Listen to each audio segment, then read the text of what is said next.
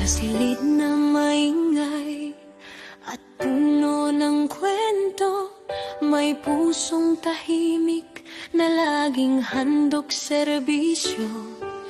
Hindi man kadugo, hindi man kaapelyido, tinuring kaming anak sa mundong magulo. Maagang bumabangon kahit kulang sa tulog, sariling problema'y pilit ikinukubli sa likod. Habang kami naliligaw sa maling daan, kamay niya'y ilaw sa aming kamalayan.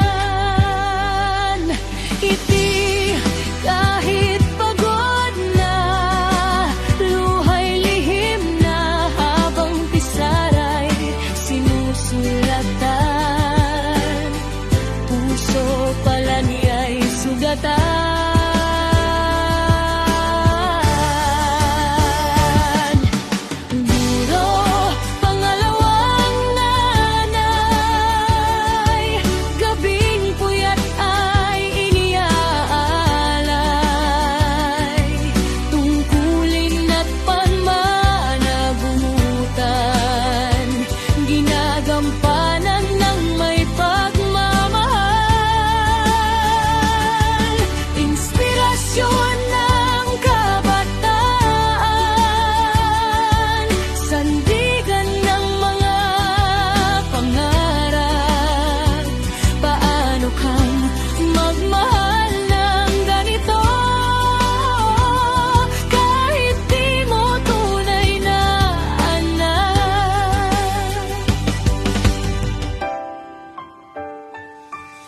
Kapag may batang tahimik at sugatan, siya ang unang nakakadama ng naramdaman.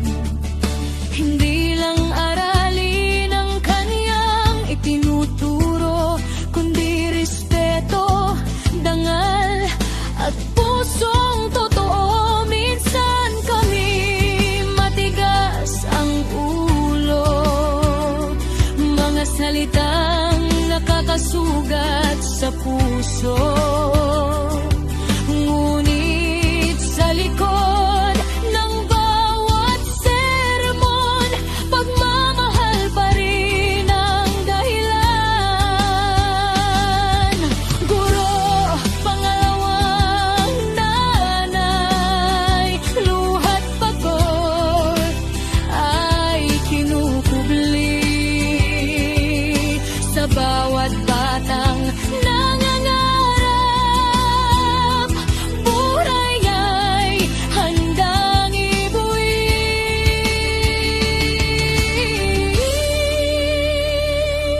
Inspirasyon ng kinabukasan, ilaw sa madilim na daan. Paano kang magmahal ng ganito kahit di mo tunay na anak?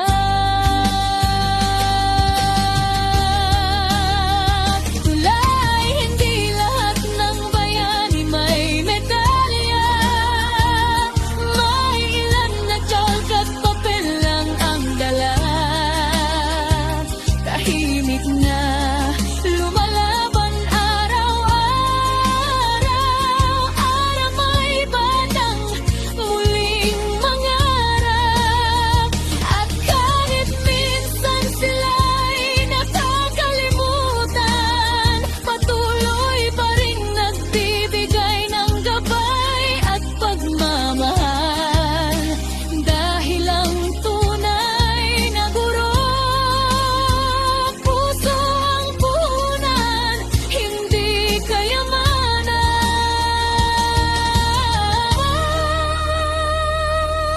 Nipid kahit pagod na, pagmamahal di nagsasawa. Guro, pangalawang magulang, na sa amin ay naging santa.